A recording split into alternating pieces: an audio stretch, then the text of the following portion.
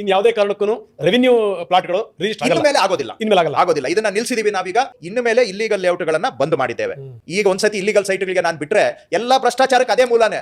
ನೀವು ಬೆಂಗಳೂರಿನಲ್ಲಿ ಅಥವಾ ಕರ್ನಾಟಕದಲ್ಲಿ ರೆವೆನ್ಯೂ ಸೈಟ್ ಪರ್ಚೇಸ್ ಮಾಡಬೇಕಂತ ಪ್ಲಾನ್ ಮಾಡ್ತಾ ಇದ್ದೀರಾ? ಈ ಒಂದು ಸಣ್ಣ ತಪ್ಪು ನಿಮ್ಮ ಜೀವನದ ಅತಿ ದೊಡ್ಡ ಆಸೆ ಆದ ಸೈಟ್ ಪರ್ಚೇಸ್ ಮಾಡೋದು ಹಾಳಾಗ್ಬೋದು. ಇವತ್ತು ಬೆಂಗಳೂರಿನಲ್ಲಿ ತುಂಬ ಜನರಿಗೆ ಒಂದು ಮಾತು ಹೇಳ್ತಾ ಇದ್ದಾರೆ, ಸರ್ ಈಗ ಜನರಲ್ ಪವರ್ ಆಫ್ ಅಟಾರ್ನಿ ಅಂದರೆ GPA ರಿಜಿಸ್ಟರ್ ಮಾಡಿಸ್ಕೊಳ್ಳಿ, ಸರ್ಕಾರ ಈ ಖಾತಾ ಬಿಟ್ಟ ನಂತರ ಸೇಲ್ ಡೀಡ್ನ ಎಕ್ಸಿಕ್ಯೂಟ್ ಮಾಡಿಕೊಡ್ತೀರಿ ಅಂತ ಹೇಳ್ತಿದ್ದಾರೆ. ಈ ಮಾತನ್ನ ಕೇಳಿಕೊಂಡು ತುಂಬ ಜನ ತಮ್ಮ ಜೀವನದ ಅತಿ ದೊಡ್ಡ ಸೇವಿಂಗ್ಸ್ಗಳನ್ನು ಹಾಕಿ ರೆವಿನ್ಯೂ ಸೈಟ್ಸ್ಗಳನ್ನ ಪರ್ಚೇಸ್ ಮಾಡ್ತಾ ಇದ್ದಾರೆ. ಆದರೆ ಒಂದು ಪ್ರಶ್ನೆ, ನೀವು ಕೊಟ್ಟಂಥ ಹಣಕ್ಕೆ ನಿಮ್ಮ ಹೆಸರಿನಲ್ಲಿ ಓನರ್ಶಿಪ್ ಸಿಗುತ್ತಾ? ಈ ವಿಡಿಯೋನ ಕೊನೆವರೆಗೂ ನೋಡಿ, ಯಾಕಂದರೆ ಕೊನೆಯಲ್ಲಿ ನಾನು ಹೇಳುವಂತಹ ಒಂದು ವಿಷಯ ನಿಮಗೆ ಗೊತ್ತಾದರೆ GPA ಮುಖಾಂತರ ರೆವೆನ್ಯೂ ಸೈಟ್ ಪರ್ಚೇಸ್ ಮಾಡೋ ಮುಂಚೆ 10 ಬಾರಿ ಯೋಚನೆ ಮಾಡ್ತೀರಾ. ನಮಸ್ಕಾರ, ಇನ್ಸ್ಟಾಭೂಮಿಗೆ ಸ್ವಾಗತ. ನೀವೇನಾದರೂ ಬೆಂಗಳೂರು ಅಥವಾ ಬೆಂಗಳೂರು ಸುತ್ತಮುತ್ತ ಸೈಟ್, ಮನೆ ಅಥವಾ ಫ್ಲ್ಯಾಟ್ ಪರ್ಚೇಸ್ ಮಾಡ್ತಾ ಇದ್ದೀರಾ ಅಂದರೆ ನಮ್ಮ ಇನ್ಸ್ಟಾಭೂಮಿಯ ಸಪೋರ್ಟ್ ಮುಖಾಂತರ document scrutiny, agreement drafting, sale deed drafting ಹಾಗೆ ರಿಜಿಸ್ಟ್ರೇಷನ್ ಸಪೋರ್ಟ್ನ ತಗೊಳ್ಬೋದು. ಇವತ್ತು ನಾವು ರೆವೆನ್ಯೂ ಸೈಟ್ಗಳಿಗೆ GPA ರಿಜಿಸ್ಟ್ರೇಷನ್ ಮಾಡಿಸ್ಕೊಳ್ಳೋದು ಎಷ್ಟು ಸೇಫ್, ಸೆಲ್ಲರ್ ಹೇಳೋ ಮಾತುಗಳನ್ನು ಕೇಳ್ಬೋದಾ, ಈ ಖಾತಾ ಬಂದಮೇಲೆ ಸೇಲ್ ಡೀಡ್ ಆಗುತ್ತಾ, ಮತ್ತು ಇದರಲ್ಲಿ ಬೈಯರ್ಸ್ ಮಾಡ್ತಿರೋ ದೊಡ್ಡ ಮಿಸ್ಟೇಕ್ಸ್ ಏನು, ಇದನ್ನೆಲ್ಲ ನಾನು ಸಂಪೂರ್ಣವಾಗಿ ತಿಳಿಸ್ಕೊಡ್ತೀನಿ. ಇನ್ನೂ ಒಂದು ದೊಡ್ಡ ಶಾಕ್ ಇದೆ, ಈ ವಿಡಿಯೋನ ಸ್ಕಿಪ್ ಮಾಡಬೇಡಿ. ಪಾರ್ಟ್ 1, ಸೆಲ್ಲರ್ ಯಾಕೆ GPA ಮಾಡ್ಕೊಳ್ಳೋದಕ್ಕೆ ಕನ್ವಿನ್ಸ್ ಮಾಡ್ತಾರೆ. ಮೊದಲಿಗೆ ಒಂದು ಸಿಂಪಲ್ ಲಾಜಿಕ್ ಯೋಚನೆ ಮಾಡಿ. ಸೆಲ್ಲರ್ಗೆ ಸೇಲ್ ಡೀಡ್ನ ಎಕ್ಸಿಕ್ಯೂಟ್ ಮಾಡೋದಕ್ಕೆ ಯಾವುದೇ ರೀತಿ ಪ್ರಾಬ್ಲಮ್ ಇಲ್ಲ ಅಂತಂದರೆ ಡೈರೆಕ್ಟಾಗೆ ಸೇಲ್ ಡೀಡೇ ಮಾಡಿಕೊಡ್ಬೋದಲ್ವಾ. GPA ಯಾಕೆ? ಬಹಳಷ್ಟು ರೆವೆನ್ಯೂ ಸೈಟ್ಸ್ಗಳಿಗೆ ಲೇಔಟ್ ಅಪ್ರೂವಲ್ ಇರೋದಿಲ್ಲ, ಕನ್ವರ್ಷನ್ ಇಶ್ಯೂಸ್ ಇರಬಹುದು, ಖಾತಾ ಇಶ್ಯೂ ಇರ್ಬೋದು, ಟೈಟಲ್ ಇಶ್ಯೂ ಇರ್ಬೋದು, ಲೀಗಲ್ ಕಾಂಪ್ಲಿಕೇಶನ್ಸ್ ಇರಬಹುದು. ಇನ್ನೊಂದು ತುಂಬ ದೊಡ್ಡ ರಿಸ್ಕ್ ಏನು ಗೊತ್ತಾ? ರೆವೆನ್ಯೂ ಸೈಟ್ಸ್ಗಳಲ್ಲಿ ಮಾಡಿರುವಂತಹ ಇಂಟರ್ನಲ್ ರೋಡ್ಸ್ ಬಹಳಷ್ಟು ಬಾರಿ ಗೌರ್ಮೆಂಟಿಗೆ ರಿಲಿಂಕ್ವಿಶ್ಮೆಂಟ್ ಡೀಡ್ ಆಗಿರೋದೇ ಇಲ್ಲ. ಅಂದರೆ ಆ ರಸ್ತೆಗಳು ಇನ್ನೂ ಎಕ್ಸಿಸ್ಟಿಂಗ್ ಲ್ಯಾಂಡ್ ಓನರ್ ಹೆಸರಿನಲ್ಲೇ ಬರ್ತಾ ಇರುತ್ತೆ.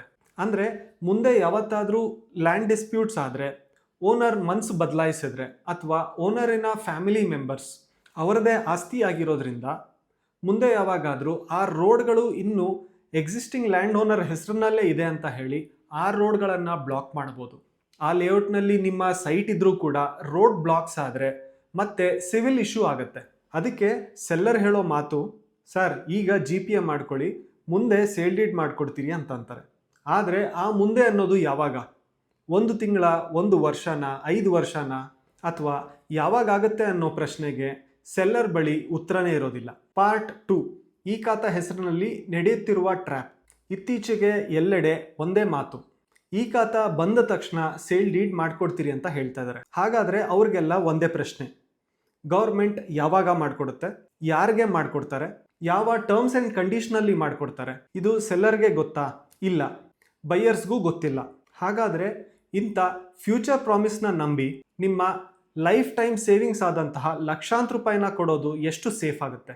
ಪ್ರಾಪರ್ಟಿ ಪರ್ಚೇಸ್ ಮಾಡಬೇಕಾಗಿರುವಂಥದ್ದು ಫ್ಯೂಚರ್ನ ಪ್ರಾಮಿಸ್ಗಳ ಮೇಲಲ್ಲ, ಇವತ್ತಿರುವಂತಹ ಪ್ರಾಪರ್ಟಿ ಡಾಕ್ಯುಮೆಂಟ್ಸ್ ಜೆನ್ಯೂನಿಟಿ ಮೇಲೆ. ಪಾರ್ಟ್ 3, GPA ಇದ್ರೆ ಪ್ರಾಪರ್ಟಿ ನಿಮ್ದೇನಾ? ಬಹಳಷ್ಟು ಜನ ಯೋಚನೆ ಮಾಡೋದು GPA ಇದ್ರೆ ಸೈಟು ನಮ್ಮದೇ ಅಂತ ಯೋಚನೆ ಮಾಡ್ತಾರೆ. ಆದರೆ ಅದಲ್ಲ. GPA general power of attorney ಅಂತ ಅಂದರೆ ಒಬ್ಬ ವ್ಯಕ್ತಿಯ ಪರವಾಗಿ ಒಂದು ಪರ್ಟಿಕ್ಯುಲರ್ ಕೆಲಸ ಮಾಡೋಕ್ಕೆ ಕೊಟ್ಟಿರುವಂತಹ ಅಥಾರಿಟಿ ಅಷ್ಟೇ. ಸಿಂಪಲ್ಲಾಗಿ ಹೇಳೋದಾದರೆ ನೀವು ಆ ಪ್ರಾಪರ್ಟಿಯ ವಾಚ್ಮ್ಯಾನ್ ಅಷ್ಟೇ. ಇದನ್ನು ಹೇಳ್ತಾ ಇರೋದು ನಾನಲ್ಲ. ಇದ್ರ ಬಗ್ಗೆ ಸುಪ್ರೀಂ ಕೋರ್ಟ್ನಲ್ಲಿ Suraj lamp industries versus state of Haryana ಅನ್ನೋ ಒಂದು ಕೇಸ್ನಲ್ಲಿ GPA ಬಗ್ಗೆ ಒಂದು ಲ್ಯಾಂಡ್ ಮಾರ್ಕ್ ಜಡ್ಜ್ಮೆಂಟ್ನ ಕೊಟ್ಟಿದೆ. ಅದರಲ್ಲಿ ಡೀಟೇಲ್ ಆಗಿ ಹೇಳಿದ್ದಾರೆ. ಓನರ್ಶಿಪ್ ಟ್ರಾನ್ಸ್ಫರ್ ಆಗೋ ಡಾಕ್ಯುಮೆಂಟ್ ಅಂತ ಅಂದರೆ ಸೇಲ್ ಡೀಡ್. ಈ GPA ಮತ್ತು ಸೇಲ್ ಡೀಡ್ನ ಮಧ್ಯ ತುಂಬಾ ಡಿಫ್ರೆನ್ಸ್ ಇದೆ. ಅದಷ್ಟೇ ಅಲ್ಲ, ಇನ್ನೊಂದು ತುಂಬ ಮುಖ್ಯ ವಿಷಯ, ರೆವೆನ್ಯೂ ಸೈಟ್ಸ್ಗಳಿಗೆ GPA ರಿಜಿಸ್ಟರ್ ಆದಾಗ ರಿಜಿಸ್ಟ್ರೇಷನ್ ಡಿಪಾರ್ಟ್ಮೆಂಟಿನ ಬುಕ್ 4ನಲ್ಲಿ ಎಂಟ್ರಿ ಆಗುತ್ತೆ. ಆದ್ದರಿಂದ ನೆಕ್ಸ್ಟು ನೀವು ಎನ್ಕಂಬರೆನ್ಸ್ ಸರ್ಟಿಫಿಕೇಟ್ನ ಓಪನ್ ಮಾಡಿದ್ರೆ ಹೊಸ ಬೈಯರ್ಸ್ನ ಹೆಸರು ರಿಫ್ಲೆಕ್ಟೇ ಆಗೋದಿಲ್ಲ.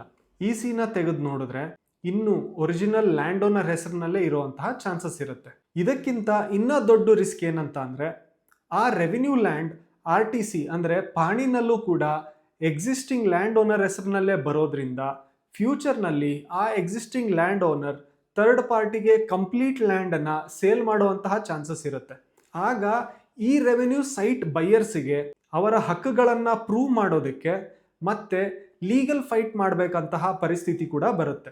ಮತ್ತೊಂದು ವಿಷಯ ಏನಂತ ಅಂದರೆ, ಕೆಲವು ಸಂದರ್ಭಗಳಲ್ಲಿ ಒರಿಜಿನಲ್ ಓನರ್ ನಿಮಗೆ ಇನ್ಫಾರ್ಮ್ ಮಾಡ್ದೇನೆ GPAನು ಕೂಡ ಕ್ಯಾನ್ಸಲ್ ಮಾಡೋ ಚಾನ್ಸಸ್ ಇರುತ್ತೆ. ಆದ್ರಿಂದ GPA ಇದೆ ಅಂತ ಅಂದರೆ ಫ್ಯೂಚರ್ನಲ್ಲಿ ಯಾವುದೇ ರೀತಿ ಪ್ರಾಬ್ಲಮ್ಗಳು ಬರೋದಿಲ್ಲ ಅಂತ ಹೇಳಿ ಯಾರು ಹೇಳೋದಕ್ಕಾಗಲ್ಲ. ಪಾರ್ಟ್ 4, ಬೈಯರ್ಸ್ ಎದುರಿಸಬಹುದಾದಂತಹ ಸಮಸ್ಯೆಗಳು. ಒಂದು ವೇಳೆ ಸೆಲ್ಲರ್ ಮನ್ಸನ್ನ ಬದಲಾಯಿಸಿದ್ರೆ, ಸೆಲ್ಲರ್ಸ್ ಫ್ಯಾಮಿಲಿನಲ್ಲಿ ಡಿಸ್ಪ್ಯೂಟ್ ಆದರೆ, ಸೆಲ್ಲರ್ ತೀರಿ ಹೋದರೆ, ಸೆಲ್ಲರ್ ಕೋರ್ಟ್ ಕೇಸ್ನಲ್ಲಿ ಸಿಕ್ಕಿಕೊಂಡ್ರೆ, ಸೆಲ್ಲರ್ ಸೇಲ್ ಡೀಡ್ ಮಾಡಲು ನಿರಾಕರಿಸಿದ್ರೆ, ಅಂಥ ಸಂದರ್ಭದಲ್ಲಿ ನಿಮ್ಮ ಹತ್ರ ಫುಲ್ ಪೇಮೆಂಟ್ ಮಾಡಿರುವಂತಹ ರೆಸಿಪ್ಟ್ ಇರ್ಬೋದು ಅಥವಾ GPA ಕೂಡ ಇರ್ಬೋದು. ಆದರೆ ಓನರ್ಶಿಪ್ಗಾಗಿ ಕೋರ್ಟಿನ ಬಾಗಿಲು ತಟ್ಟಬೇಕಾಗಬಹುದು. ಆಗ ವರ್ಷಗಟ್ಟಲೆ ಕೋರ್ಟ್ ಕೇಸ್ನ ನಡೆಸಬೇಕಾಗ್ಬೋದು. ನಿಮ್ಮ ಲೈಫ್ ಟೈಮ್ ಸೇವಿಂಗ್ಸಿನ ಹಣ ಸಿಕ್ಕಾಕೊಳ್ಳುತ್ತೆ. ಇದರಲ್ಲಿ ಇನ್ನೊಂದು ತುಂಬ ದೊಡ್ಡ ರಿಸ್ಕ್ ಏನು ಗೊತ್ತಾ? ಒಂದು ವೇಳೆ ನಿಮ್ಮ ರೆವಿನ್ಯೂ ಸೈಟ್ ಭವಿಷ್ಯದಲ್ಲಿ BDA, KHB, KIADB ಈ ರೀತಿ ಯಾವುದಾದ್ರೂ ಗವರ್ನಮೆಂಟ್ ಅಥಾರಿಟೀಸ್ಗಳಿಂದ ಅಕ್ವಸಿಷನ್ ಆಯಿತು ಅಂತ ಅಂದರೆ ನಿಮಗೆ ನೋಟಿಸ್ ಬರ್ದೇನೆ ಅಕ್ವಸಿಷನ್ ಆಗೋ ಚಾನ್ಸಸ್ ಇರುತ್ತೆ. ಹಾಗೆಯೇ ಕಾಂಪನ್ಸೇಷನು ಕೂಡ ಎಕ್ಸಿಸ್ಟಿಂಗ್ ಹಳೆ ಲ್ಯಾಂಡ್ ಓನರ್ ಹೆಸರಿನಲ್ಲೇ ಬರುವಂಥ ಚಾನ್ಸಸ್ ಇರುತ್ತೆ. ಕೆಲವು ಸಂದರ್ಭಗಳಲ್ಲಿ ಪ್ರಾಪರ್ಟಿ ಪರ್ಚೇಸ್ ಮಾಡುವಾಗ ಎಮೋಷನ್ಗಿಂತ ಲೀಗಲ್ ಸೇಫ್ಟಿನ ಫಸ್ಟ್ ಇಂಪಾರ್ಟೆಂಟ್ ಆಗಿರುತ್ತೆ. ಈಗ ನಾನು ಹೇಳಕ್ಕೆ ಹೊರಟಿರೋ ವಿಷಯ ಗೊತ್ತಾದರೆ ತುಂಬ ಜನ GPA ಮಾಡಿಸುವಂತಹ ಯೋಚನೆನೇ ಬಿಟ್ಬಿಡ್ತೀರಾ. Part 5, biggest financial shock. ಈಗ ಎಲ್ಲಕ್ಕಿಂತ ತುಂಬ ಇಂಪಾರ್ಟೆಂಟ್ ವಿಷಯ ಬಹಳಷ್ಟು ಜನಕ್ಕೆ ಗೊತ್ತೇ ಇಲ್ಲ.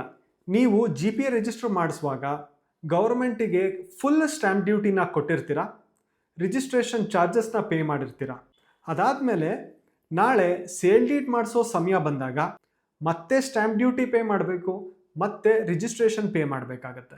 ಅಂದರೆ ಒಂದೇ ಪ್ರಾಪರ್ಟಿಗೆ ಗೌರ್ಮೆಂಟಿಗೆ ಎರಡೆರಡು ಬಾರಿ ಸ್ಟ್ಯಾಂಪ್ ಡ್ಯೂಟಿ ಮತ್ತು ರಿಜಿಸ್ಟ್ರೇಷನ್ ಚಾರ್ಜಸ್ನ ಪೇ ಮಾಡಬೇಕಾಗತ್ತೆ. ಹೀಗೆ ರೆವೆನ್ಯೂ ಸೈಟ್ ಲೋ ಕಾಸ್ಟ್ನಲ್ಲಿ ಸಿಗುತ್ತೆ ಅಂತ ನೀವು ಪರ್ಚೇಸ್ ಮಾಡೋಕ್ಕೆ ಹೋದರೆ ಎರಡೆರಡು ಸರಿ ಗೌರ್ಮೆಂಟಿಗೆ ಸ್ಟ್ಯಾಂಪ್ ಡ್ಯೂಟಿನ ಪೇ ಮಾಡಿದ್ರೆ ಲೋ ಕಾಸ್ಟ್ ಸೈಟ್ ಹೇಗಾಗುತ್ತೆ?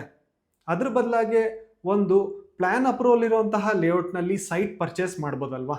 ಈ ವಿಡಿಯೋದ ಸ್ಟಾರ್ಟಿಂಗ್ನಲ್ಲೇ ನಾನು ನಿಮಗೆ ಹೇಳ್ದಂಗೆ ಆ ಒಂದು ಇಂಪಾರ್ಟೆಂಟ್ ವಿಷಯದ ಬಗ್ಗೆ ತಿಳಿಸ್ಕೊಡ್ತೀನಿ. ನೀವು ಈ ರೆವೆನ್ಯೂ ಸೈಟ್ಸ್ಗಳಿಗೆ GPA ರಿಜಿಸ್ಟ್ರೇಷನ್ ಮಾಡಿಸ್ಕೊಡೋದ ನಂತರ GPA ಮಾಡಿಸ್ಕೊಟ್ಟಂತಹ ಓನರ್ ಮುಂದಿನ ದಿನಗಳಲ್ಲಿ ಸತ್ತ ನಂತರ ಅವರೊಟ್ಟಿಗೆ GPA ಕೂಡ ತನ್ನ ಅಧಿಕಾರನ ಕಳ್ಕೊಂಡ್ಬಿಡುತ್ತೆ. ಸಿಂಪಲ್ ಆಗಿ ಹೇಳೋದಾದರೆ, ಆ ಜಮೀನಿನ ಓನರ್ ಸತ್ತ ನಂತರ GPA ಕೂಡ ಸತ್ತು ಹೋಗುತ್ತೆ.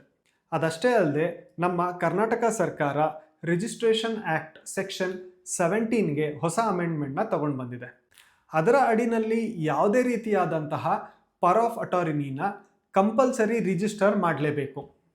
ಅದಲ್ಲದೆ ಫ್ಯೂಚರ್ನಲ್ಲಿ ಈ GPA ಉಪಯೋಗಿಸ್ಕೊಂಡು ಸೇಲ್ ಟ್ರಾನ್ಸಾಕ್ಷನ್ನ ಮಾಡಬೇಕಾದ್ರೆ GPA ಮಾಡಿಕೊಟ್ಟಂತಹ ವ್ಯಕ್ತಿಯ ಪ್ರೂಫ್ ಆಫ್ ಲೈಫ್ ಸರ್ಟಿಫಿಕೇಟ್ನ ಸಬ್ ರಿಜಿಸ್ಟ್ರಿಗೆ ಕೊಡಬೇಕಾಗತ್ತೆ. ನಿಮಗೆ ಈ ಅಮೆಂಡ್ಮೆಂಟಿನ ಸಾಫ್ಟ್ ಕಾಪಿ PDF ಫಾರ್ಮ್ನಲ್ಲಿ ಬೇಕು ಅಂತ ಅಂದರೆ ಕಮೆಂಟ್ ಸೆಕ್ಷನ್ನಲ್ಲಿ GPA ಅಂತ ಹೇಳಿ ಕಮೆಂಟ್ ಮಾಡಿ.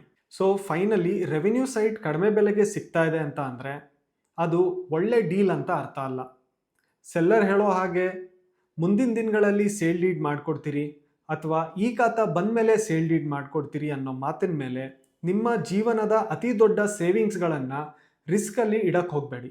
ಪ್ರಾಪರ್ಟಿನ ಪರ್ಚೇಸ್ ಮಾಡೋ ಮೊದಲು ಲೀಗಲ್ ವೆರಿಫಿಕೇಷನ್ನ ಮಾಡಿಸಿ, ಡಾಕ್ಯುಮೆಂಟ್ ಸ್ಕ್ರೂಟ್ನಿನ ಮಾಡಿಸಿ, ಟೈಟಲ್ಗಳು ಕ್ಲಿಯರ್ ಇದೆಯಾ ಅಂತ ಚೆಕ್ ಮಾಡ್ಕೊಳ್ಳಿ.